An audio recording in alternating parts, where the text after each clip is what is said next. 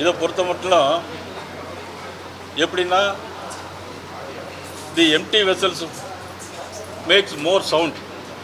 காலி பாத்திரம் ரொம்ப சத்தம் போடும். அது மாதிரி இந்த பட்ஜெட்டில் ரொம்ப சத்தம் போட்டிருக்கிறாங்க.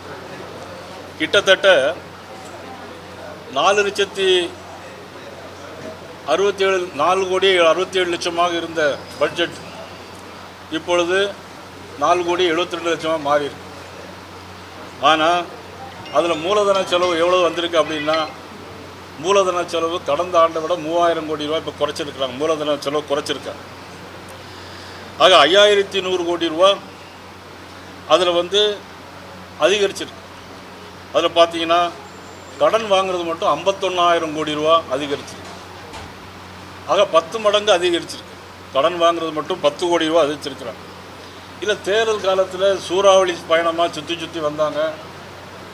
நிறைய திட்டங்கள் அறிவிப்போன்னு சொன்னாங்க. சூறாவளி பட்ஜெட் சொன்னாங்க. ஆனால் அந்த பட்ஜெட்டில் திருப்பி பார்த்தா ஒன்றுமே இல்லை. வெறும் எம்டி வெசல்ஸ் தான் இது. இதில் ஜென்சியை பார்த்தீங்கன்னா, ஜென்சிக்கு யாருக்குமே பெரிய அறிவிப்புகள் இல்லை. இளைஞர்களுக்கு, ஜென்சி இளைஞர்களுக்கு நிறைய திட்டங்கள் எதிர்பார்த்தாங்க. எந்த விதமான அறிவிப்புகளும் அதில் இல்லை. அதில் குறிப்பாக சொல்லப்போனால் மாணவர்களுக்கு கிட்டத்தட்ட 4,000 ரூபாய் கொடுப்போம் அப்படின்னு சொன்னாங்க.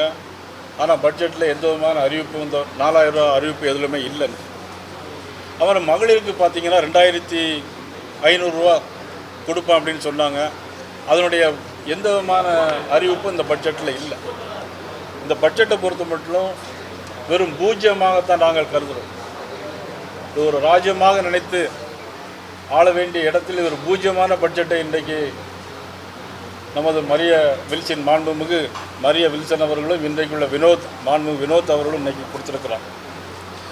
தேர்தலுக்கு முன்னால் பார்த்தீங்கன்னா நிறைய அறிவிப்புகளை சொல்லியிருந்தாங்க. ஆனால் அறிவிப்பில் எதுவுமே முழுமையாக இல்லை. பழைய திட்டங்கள் எதுவுமே புதுசாக பெயர் மாற்றி தான் வச்சுருக்கிறாங்க. பெண்களுக்கு வழங்கிய வாக்குறுதிகள் 2,500, அனைத்து பேருந்துகளையும் பெண்களுக்கு இலவச பயணம் எல்லாம் சொன்னாங்க. ஆனால் ஒரு குடும்பத்திற்கு ஆண்டு ஒன்றிற்கு 6 இலவச கேஸ் சிலிண்டர் தருவோன்னு சொன்னாங்க. கர்ப்பிணி பெண்களுக்கு 26 நிதி வழங்குவோன்னு சொன்னாங்க. பட்ஜெட்டில் இது குறித்து எதுவுமே இல்லை. இளைஞர்களுக்கும் பட்டதாரிகளுக்கு ஏமாற்றம். 4,000 வழங்குவோன்னு சொன்னாங்க, இல்லை. ஆனால் ஸ்விக்கி, சொமாட்டோ உள்ளிட்ட துரித தொழிலாளர்களுக்கு பல வாக்குறுதிகளை சொன்னாங்க. தமிழ்நாட்டில் நிறைய இப்போ பார்த்தீங்கன்னா எல்லாருமே இன்றைக்கி ஸ்விக்கி, சொமாட்டோ தான். இன்றைக்கி யாரும் வீட்டில் வேலை செய்கிறதோ இன்னும் இல்லையோ ஆர்டர் கொடுத்து வர்றது தான் இன்றைக்கி அதிகமாக இருக்குது. அந்த தொழிலாளர்களுக்கு என்ன பண்ணாங்கன்னா 10 லட்சம் ரூபாய், அந்த தொழிலாளர்களுக்கு 10 லட்சம் ரூபாய் விபத்து காப்பீடு தருவோன்னு சொன்னாங்க. அது குறித்து எதுவுமே இல்லை. ஒரு இன்சூரன்ஸ் தரேன்னு சொன்னாங்க, இல்லை. உங்களை நம்பி வாக்களித்த ஜென்சி இளைஞர்களுக்கு இந்த பட்ஜெட்டில் எதுவுமே இல்லை. அவர்களுக்கான சமூக பாதுகாப்பு தருவோன்னு சொன்னாங்க, இல்லை. காப்பீடு தருவோன்னு சொன்னாங்க, இல்லை. நல வாரியம் அமைப்போன்னு சொன்னாங்க, இல்லை. வருமானத்திற்கு அதிகமாக பாதுகாப்பு தருவோன்னு சொன்னாங்க, அதுவும் இந்த பட்ஜெட்டில் எதுவுமே இல்லை. சரி, விவசாயிகளுக்கு வழங்கிய வாக்குறுதிகள், இன்றைக்கி விவசாய பட்ஜெட் கிட்டத்தட்ட என்னாச்சு? 8,132 கோடி ரூபாய் இருந்த விவசாய பட்ஜெட் இன்றைக்கி 7,432 கோடி ரூபா வந்துருக்கு. விவசாயிகளுக்கு 700 கோடி ரூபாய் இன்றைக்கி பட்ஜெட்டில் குறைச்சிருக்காங்க. அப்படின்னா இந்த விவசாயத்தை நம்பி இருக்கக்கூடியவங்க, விவசாயத்தை மேம்படுத்துவதற்கு நம்ம நாடு விவசாயத்தை நம்பி இருக்கக்கூடிய நாடு. ஆக விவசாயிகளுக்கு 200 கோடி ரூபாய் குறைத்திருப்பது உண்மையிலே வருந்தத்தக்கது, அது கண்டிக்கத்தகுந்தது. மொத்தம் விவசாயிகளுக்கு பார்த்தீங்கன்னா இதில் 15,000 ரூபா நிதி வழங்குவோன்னு சொன்னாங்க. ஆனால் பட்ஜெட்டில் அதை பற்றி எதுவுமே இல்லை. சிறு குறு மற்றும் நடுத்தர தொழிலாளர்களுக்கு பார்த்தீங்கன்னா இன்றைக்கி நாட்டினுடைய முதுகெலும்பாக இருக்கக்கூடிய சிறு குறு தொழிலாளர்களுக்கு, நெருக்கடியில் இருக்கக்கூடிய நிறுவனங்களுக்கு 15,000 கோடி மறுமலர்ச்சி நிதி உருவாக்கி 4% வட்டியில் கடன் வழங்குவோன்னு சொன்னாங்க. எந்த விதமான அறிவிப்பும் இல்லை. இந்த பட்ஜெட்டில் எந்த விதமான அறிவிப்பும் இல்லை. அவ்வளோ கட்டணம் குறைப்போம்னு சொன்னாங்க. அரசு கொள்முதலில் குறைந்தது 40% சிறு குறு தொழில் தமிழ்நாட்டை சேர்ந்த நிறுவனங்களுக்கு வழங்குவோன்னு சொன்னாங்க. அது இந்த பட்ஜெட்டில் இல்லை. அதற்கான கட்டாய கொள்முதல் அறிவிப்புன்னு சொன்னாங்க, அதுவும் இங்கே எங்கேயுமே இல்லை. ஊரக வேலைவாய்ப்பு திட்டத்தை பொறுத்த மட்டும் இது உண்மையிலே பெரிய வேடிக்கையான விஷயம். இது பட்ஜெட்டை தெரிஞ்சு போட்டிருக்காங்களா தெரியாமல் போட்டிருக்காங்களான்னு தெரியல. அதான் நமது விபி ராம்ஜி திட்டம்னு ஒரு திட்டம், மத்திய அரசுடைய திட்டத்தில் 60% பங்களிப்பில் மத்திய அரசு கிட்டத்தட்ட மத்திய அரசு 7500 கோடி ரூபா கொடுக்கும். மத்திய அரசு 125 நாள் வேலை திட்டம் தான் அறிவிச்சிருந்தாங்க. ஆனால் இவங்க ஆட்சிக்கு வர்றதுக்கு முன்னாடி அந்த அறிவிப்பில் 25 நாளுங்கிறத கூட்டி 150 நாளாக போட்டிருந்தாங்க. ஆனால் 12,500 கோடி ரூபா மொத்தம். இதை வச்சு பார்த்தீங்கன்னா இதில் கிட்டத்தட்ட பாதி நாள் தான், ஒரு நாளைக்கு 100 கோடி ரூபா செலவாகும். ஆக கிட்டத்தட்ட 60% இது வேலை நாட்கள் குறையும். அது எவ்வளோ ஏமாற்றம் இருக்குன்னு பார்க்கணும். ஆக மத்திய அரசு 125 நாளை 150 நாளாக ஆக்கி அதனுடைய பங்களிப்பு 7500 கோடியாக கொடுத்தாச்சு. இவங்க 5000 கோடி ரூபா போட்டு 12,500 கோடியாக அதை கொடுக்கணும். ஆனால் அதுக்கு பதிலாக இவங்க என்னன்னா 150 நாள் அப்படின்னு சொல்லிட்டு பேரை வேற மாற்றிருக்காங்க. வெற்றி அப்படின்னு பேரை வேற மாற்றி, பேரை மாற்றுறதுல கூட எங்களுக்கு ஆட்சேபனை இல்லை.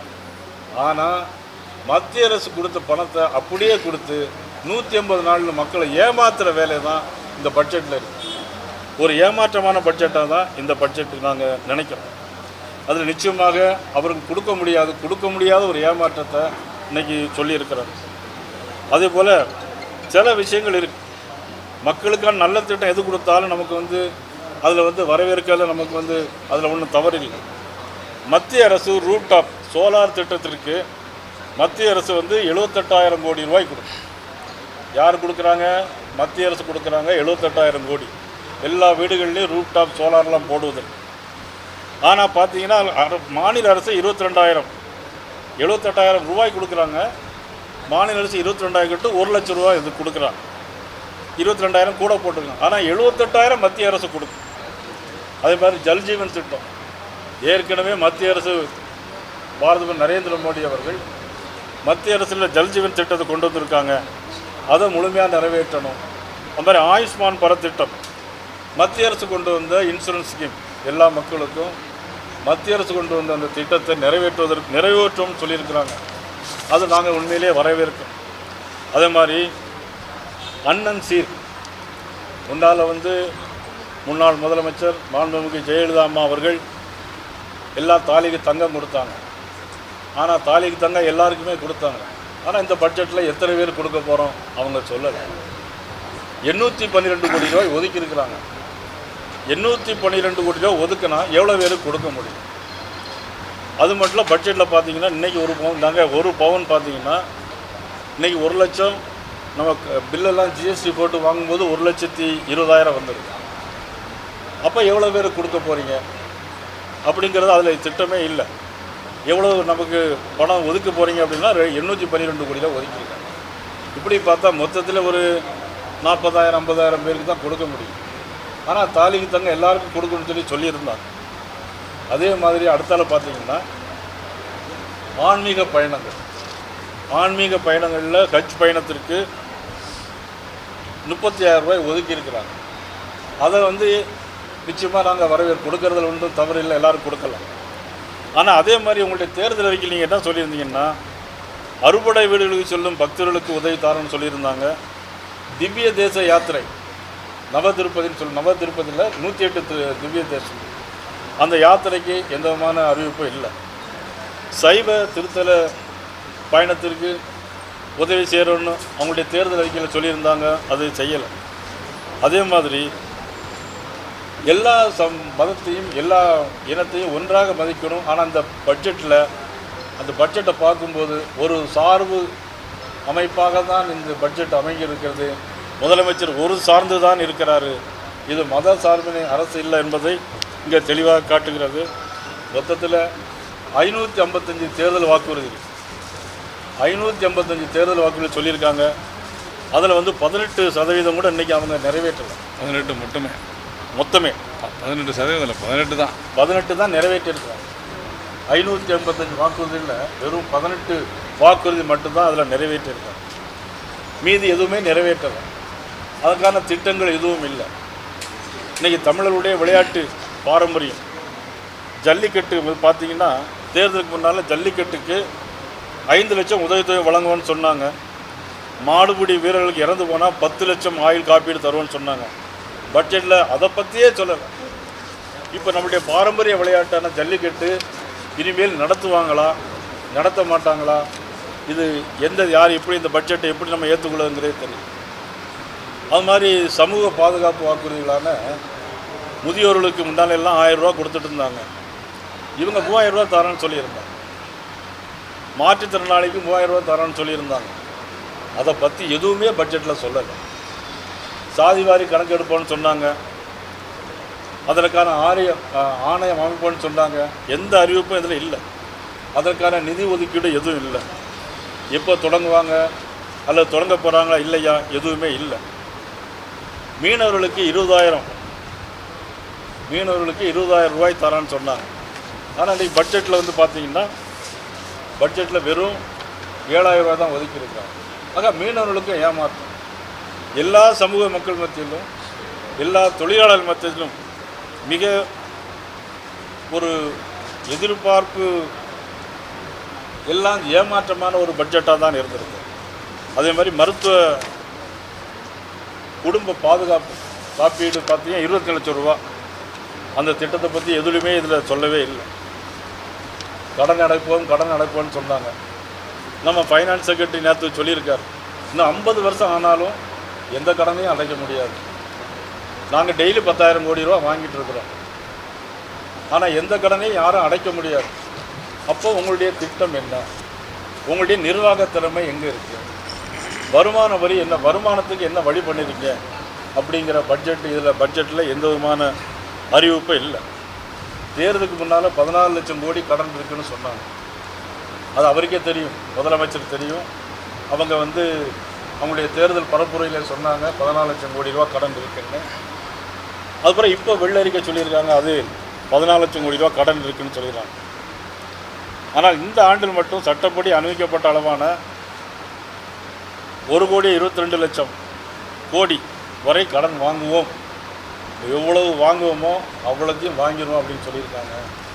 ஒரு நாடு முன்னேற வேணும்னு சொன்னால் ஒரு நாட்டினுடைய கட்டமைப்பு வசதி, ஒரு நாட்டினுடைய இன்ஃப்ராஸ்ட்ரக்சர் வசதி மேம்பாடு இருந்தால்தான் அந்த நாடு முன்னேறும்.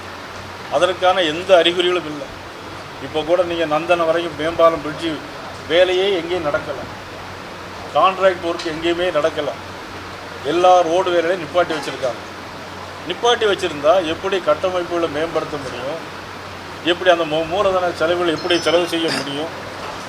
இதெல்லாம் பெரிய ஒரு ஏமாற்றமாக நான் ஏற்கனவே சொன்னது போல் மூலதன செலவு 56,985 கோடி, 8,000 கோடி ரூபா இந்த மூலதன செலவு போட்டிருக்காங்க. 56,980 கோடி ரூபா இந்த ஆண்டு மூலதனம். இந்த ஆண்டுக்கு இன்னும் 8 மாதம் தான் இருக்குது. இந்த 8 மாதத்துக்கு எங்கள் பவர் பிளான்ட் எண்ணூர் பவர் பிளான்ட்டுக்கு ஃபைனான்ஸுக்கு 8,000 கோடி ரூபா ஒதுக்கியிருக்காங்க. 8,000 கோடி ரூபா 7 மாதத்தில் எப்படி செலவு பண்ண முடியும்? அது எப்படி ஏமாற்றமான பட்ஜெட் தானே? இது ஃபேஸ்ட் மேனரில் பண்ண போகிறீங்களா இல்லை இந்த ஆண்டே செலவு பண்ண போகிறீங்களா? இதில் பட்ஜெட்டில் தெளிவான அறிக்கை எதுவுமே இல்லை. அதே மாதிரி 70,000 வீடு கெட்டுத்தரணும்னு பட்ஜெட்டில் ஒதுக்கியிருக்காங்க. ஒரு மாதத்துக்கு 10,000 வீடு கட்டினாலே பெரிய விஷயம். 10,000 வீடு கட்டினா தான் 70,000 வீடு கட்ட முடியும். ஆக எப்படி கட்ட போகிறோம், எவ்வளோ நிதி ஒதுக்கீடு, அந்த திட்டம் எவ்வளவு, அதற்கான அளவீடு என்ன, அதெல்லாம் அங்கே சொல்லலை. அப்புறம் 200 ஹாஸ்டல் 3,200 கோடி 8 மாதத்தில் எப்படி கட்ட முடியும்? 200 ஹாஸ்டல் 3,200 கோடி 200 ஹாஸ்டல் 3,000 அவ்வளோ அமௌண்ட்டு தேவைப்படுமா? அதனுடைய திட்டங்கள் என்ன, ஒரு ஹாஸ்டலுக்கு எவ்வளவு, இதில் எதுவுமே குறிப்பிடாமல் பொதுவாக ஒட்டுமொத்தத்தில் போகிற போக்கில் எழுதி வச்சுட்டு போகிற மாதிரி ஒரு படத்தில் சொல்லுவாங்க தெரியுமா, சுந்தராஜ் ஒரு படத்தில் சொல்லுவார், கீழே போட்ட எடுப்பா எதப்பா கீழே போட்ட பேப்பரை தான் போட்டோம்னா, அது மாதிரி இங்கே பட்ஜெட்டை தான் கீழே போட்டிருக்காங்க. ஆனால் நடைமுறைக்கு இது சாத்தியப்படுமா என்பது அது கேள்விக்குறியாக தான் இருக்குது. எதுவுமே சாத்தியக்கூறு கிடையாது. ஆக இவ்வளவு தூரம் ஒரு மோசமான பட்ஜெட்டை இதுவரைக்கும் தமிழ்நாடு அரசாங்கம் பார்த்ததில்லை. ரோடு இன்ஃப்ராஸ்ட்ரக்சருக்கு 9300 கோடி ரூபா ஒதுக்கியிருக்காங்க. ஏற்கனவே நடந்துட்டு இருக்கக்கூடிய வேலைகளை இப்போ நிறுத்தி வச்சுருக்காங்க. நிறுத்தி வச்ச பிறகு இப்போ செலவு பண்ணுறதுக்கு 9300 கோடி ரூபான்னா இவங்க எப்படி பண்ணுவாங்க என்பது தான் இதில் வந்து நம்ம கேட்க வேண்டிய ஒரு கேள்வியாக. இது வெள்ளை அறிக்கை இல்லை, இது பட்ஜெட் ஒரு வெள்ளை அறிக்கை தாக்கல் கொண்டு வந்தாங்க. உண்மையிலே இது ஒரு கருப்பு அறிக்கையாக தான் நாங்கள் வந்து இதை பார்க்கணும். இவ்வளவு மோசமான பட்ஜெட்டை தாக்கல் பண்ணியிருக்காங்க. என்னை பொறுத்தவரையில் இது வந்து ஒரு ஏமாற்றமான பட்ஜெட். இந்த பட்ஜெட்டில் ஒன்றுமே இல்லை, அவ்வளோதான்.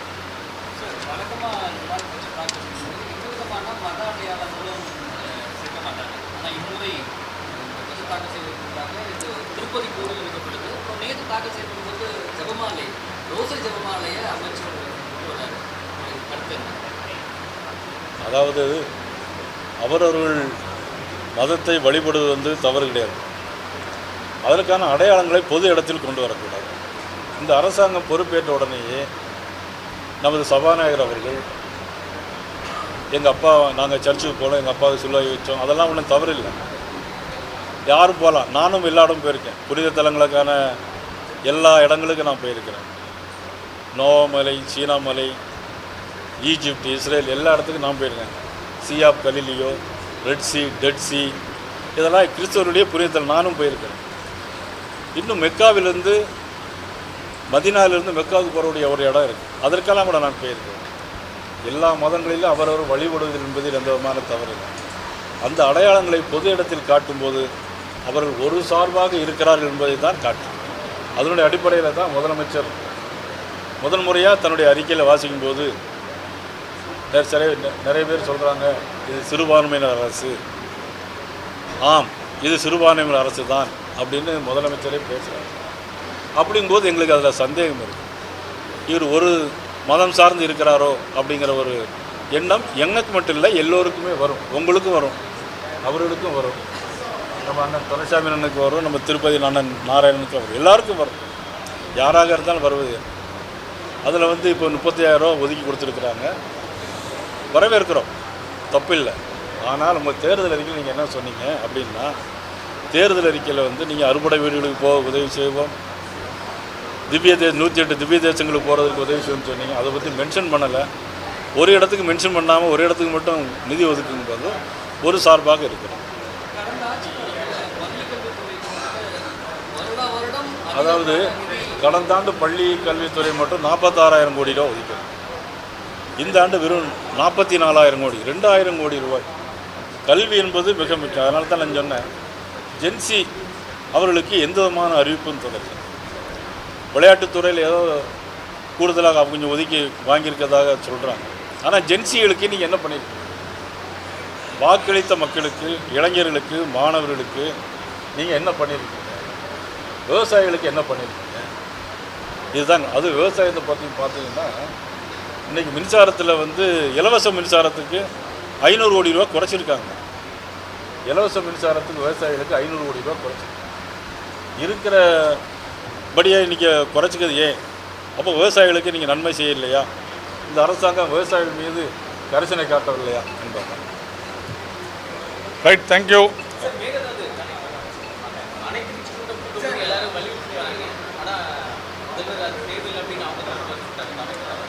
அவங்க தரப்பில் சொன்னாங்களா, முதலமைச்சர் சொன்னாங்க?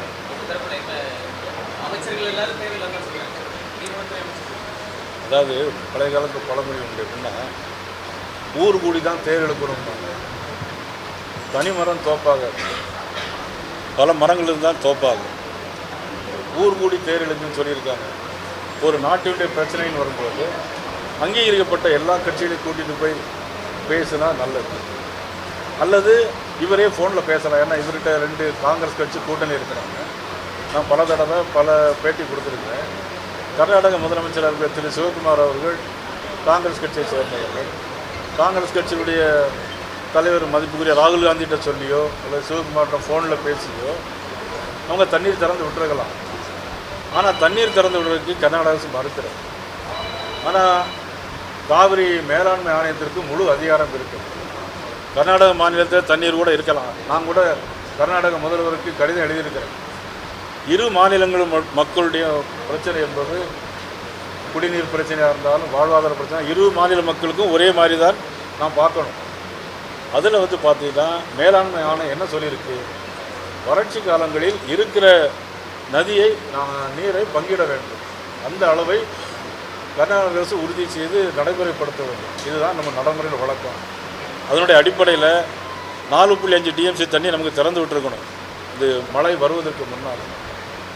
ஆனால் அவங்க திறந்து விட மறுத்தாங்க. வினாடிக்கு 3500 கண்ணாடி வச்சு 15 நாளைக்கு விட்டால் தான் 4.5 டிஎம்சி தண்ணி நமக்கு வரும். ஆனால் நியாயமாக நமக்கு ஜூன் மாதம் 9 டிஎம்சி தண்ணி, ஜூலை மாதம் சேர்த்து 41 டிஎம்சி தண்ணீர் நமக்கு வேணும்.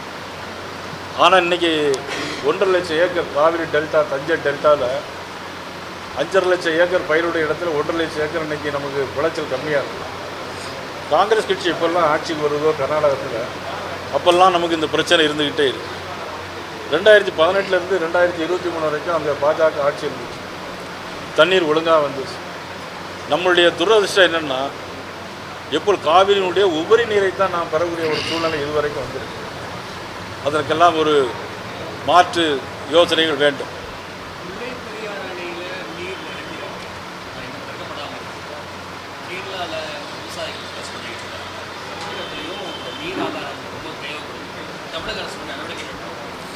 அதாவது கேரள முதலமைச்சர், ஆந்திர முதலமைச்சர், கர்நாடக முதலமைச்சர் இவங்கெல்லாம் போய் கூட்டமாக பேசுகிறாங்க. ஒன்று இவங்களை கூப்பிட்டுருக்கணும், இவங்களை கூப்பிட்டாங்களா கூப்பிடலையா, நம்மளுடைய முதலமைச்சர் போய் கலந்துக்கிட்டாங்களா கலந்த யோசிச்சாங்களா இல்லையாங்கிறது தெரியல. ஆக அவங்க 3 பேர் கலந்து பேசுகிறாங்க. நம்ம முதலமைச்சர் போய் பேசணுமா வேண்டாமா, நீங்கள் தான் நம்ம முதலமைச்சர்கிட்ட கேட்கணும். ஏன் போகல அப்படின்னு நீங்கள் முதலமைச்சர்கிட்ட கேட்கணும். கேட்பீங்களா? முதலமைச்சர்கிட்ட கேட்பீங்களா? எப்படிங்க கொடுக்குறாரா?